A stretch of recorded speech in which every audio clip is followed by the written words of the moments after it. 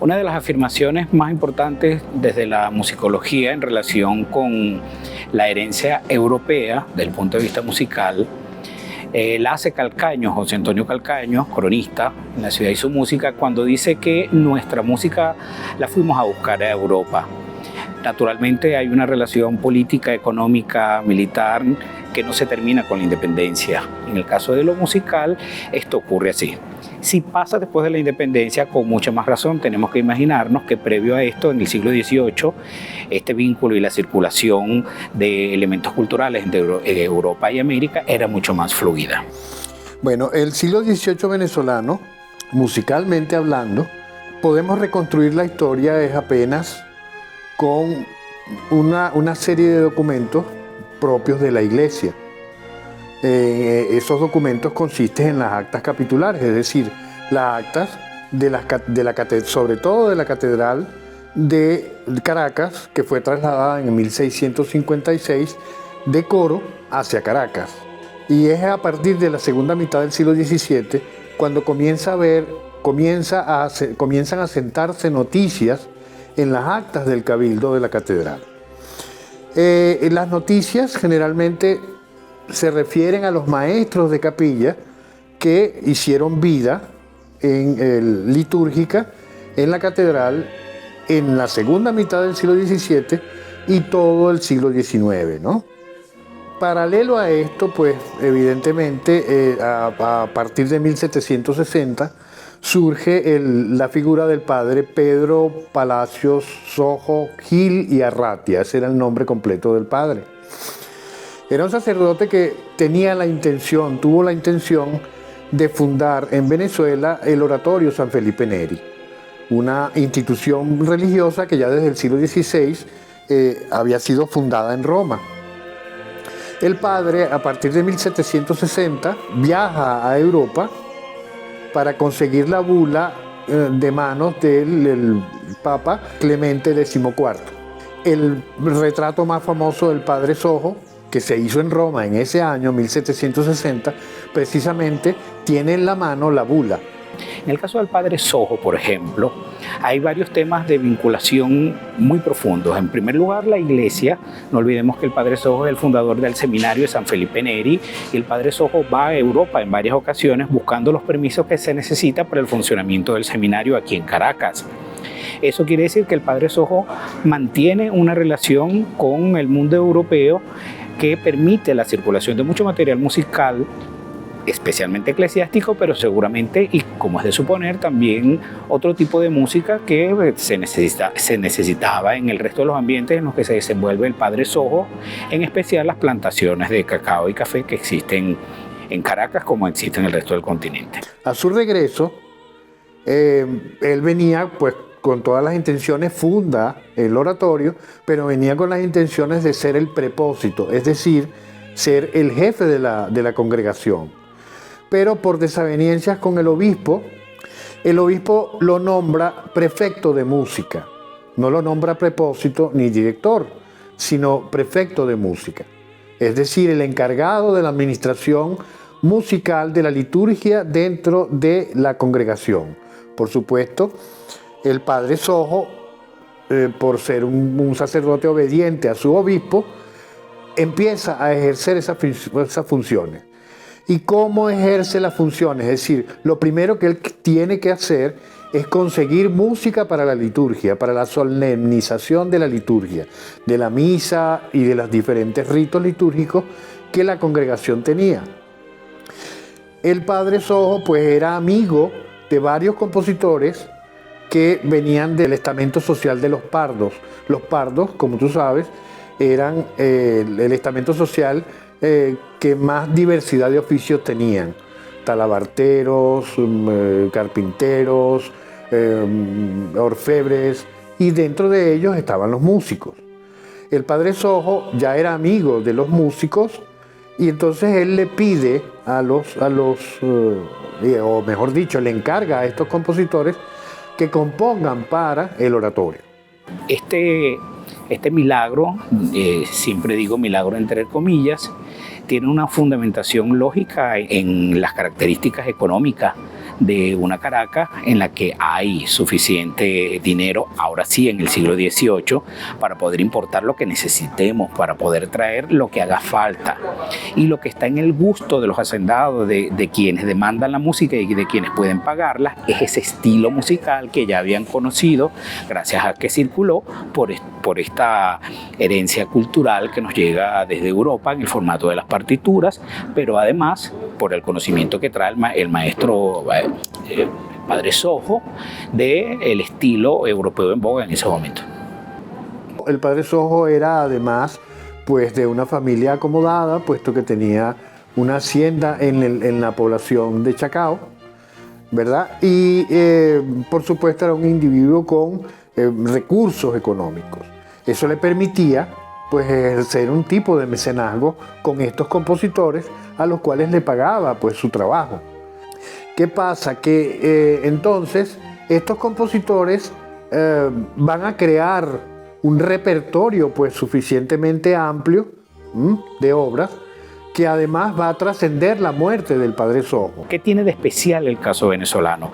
Que cuando se da esa interacción con Europa, el resto del continente americano está estilísticamente en un barroco tardío.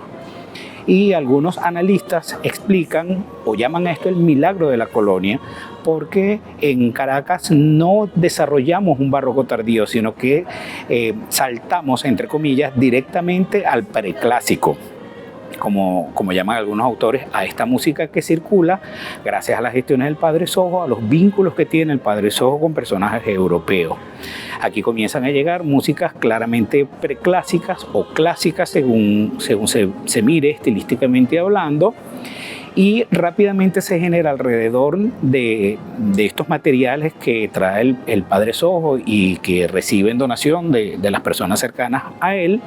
Se va a generar todo un proceso de transmisión de saberes que concluye en lo que se conoce hoy en día como la Escuela de Chacao, que no es más que un grupo de compositores y de ejecutantes formados alrededor de la figura del Padre Sojo. Se mantuvo durante casi todo el siglo XIX. El oratorio lo derrumban, su iglesia, ya a partir de 1866, 67, por allí aproximadamente. Pero entonces, todos estos compositores que fueron coetáneos con el maestro, con el Padre Sojo, forman un grupo de compositores. Entre ellos estaba el Cayetano Carreño, José Francisco Velázquez el Viejo, por ejemplo. Pero además de eso van surgiendo otros compositores que, sin dejar de tener relación con el oratorio, van a continuar la tradición hasta las primeras décadas del siglo XIX, que es cuando, recuerda que surge pues la contienda independentista entre 1810 y 1821. Eso es lo que hace que se rompa la continuidad de todos estos compositores. Hay un antes y un después en la Escuela de Chacao, porque en la iglesia, que se supone que hay una composición permanente que alimenta todo lo que es la ritual y todo lo que son los procesos naturales eclesiásticos, esos archivos y esas colecciones de partituras no se conservaron. No olvidemos que en la regla de coro en Venezuela no se le dio al maestro de capilla la obligación de componer, como sí había ocurrido en otros lugares del continente, y debido a eso en los archivos eclesiásticos venezolanos, hablemos de la Catedral de Caracas en particular, no se conservó música de este pasado. Pero inmediatamente comienzan a circular estas obras preclásicas del 18 y se va dando alrededor de las haciendas esto que se llama la Escuela de Chacao, con una cantidad de compositores y de ejecutantes tocando este repertorio. Los compositores locales comienzan a adoptar este estilo y a producir obras en cantidades importantes. Este grupo de compositores se le ha dado el nombre de Escuela de Chacao. No porque haya sido una institución que haya fundado el Padre Sojo, no. Es que ellos, dentro de su estilo musical, dentro de su lenguaje musical, tenían procedimientos en común. Entonces, se consideran como escuela, una escuela desde el punto de vista estilístico. Hay una vida musical que discurre paralela, con más vínculos de los que nos imaginamos, entre la música eclesiástica y la música de las haciendas, la música colonial que se da en los espacios sociales colectivos citadinos. La presencia del padre Sojo impulsa de alguna manera la circulación de estos materiales musicales, pero en la ausencia de registros que prueben otras vías de circulación de materiales no es razón para afirmar que no hubo esas otras formas de circulación, esas otras vías de circulación. Específicamente sobre la música del padre Sojo, sobre lo que dice Arístides Rojas, quizás no hayan como mayores evidencias. Sin embargo, del mundo que está alrededor de estas partituras y de las prácticas culturales colectivas en las que se inscriben, sí hay suficiente evidencia. Por un lado está la misma obra de José Antonio Calcaño en La ciudad y su música, pero también está esa colección importante de cronistas y viajeros, la investigación o la colección que estuvo al cuidado de María Antonia Palacio. Hay un texto de Carlos Álvarez, otro de Vince de Benediti, en los que los viajeros y las comunicaciones que dejaron a través de cartas, a través de testimonios, publicaciones en prensa, libros, incluso que algunos de ellos escribieron, se deja evidencia de la vida musical y de la vida social en Caracas. Y se corrobora específicamente que estos dueños de hacienda tienen una vida social que es alimentada, que es recreada y que es armonizada con una música mandada a hacer, con una música pagada en el estilo ya completamente preclásico que era del gusto de estos grandes personajes.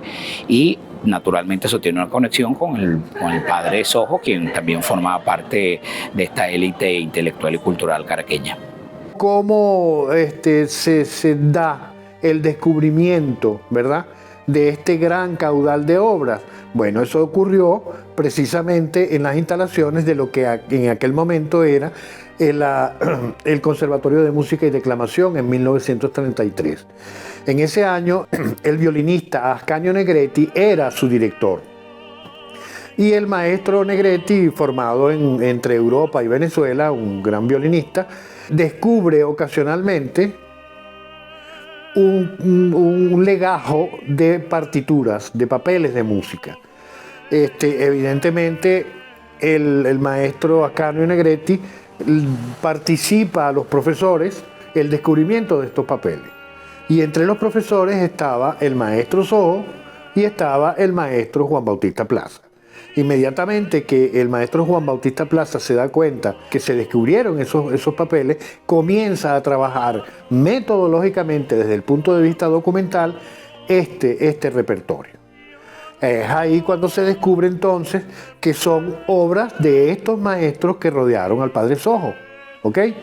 Claro, muchas son originales, pero la gran mayoría fueron copias de estos originales que hicieron los maestros de capilla durante el siglo XIX. Esos materiales fueron objeto de estudio por los antecesores de los primeros grandes musicólogos, digamos, de Venezuela, como el caso de Juan Bautista Plaza. Se hicieron unas primeras ediciones que, bueno, con lo que se tenía a la mano y con las posibilidades del caso, y progresivamente a lo largo de los años la musicología ha ido volviendo siempre sobre esos materiales, a revisarlos y a generar nuevos conocimientos y nuevas visiones sobre esto. Pero esta es la colección más importante que tenemos, la que está en la Escuela de Santa Capilla, la escuela de Vicente Emilio Sojo, es un archivo colonial que está allí, está catalogado perfectamente. Mucha de esa obra, ya prácticamente toda, se ha editado, se ha ejecutado, incluso mucha de esa música se ha grabado, y gracias a eso pues se permitió la circulación y la reapropiación de ese repertorio durante el siglo XX.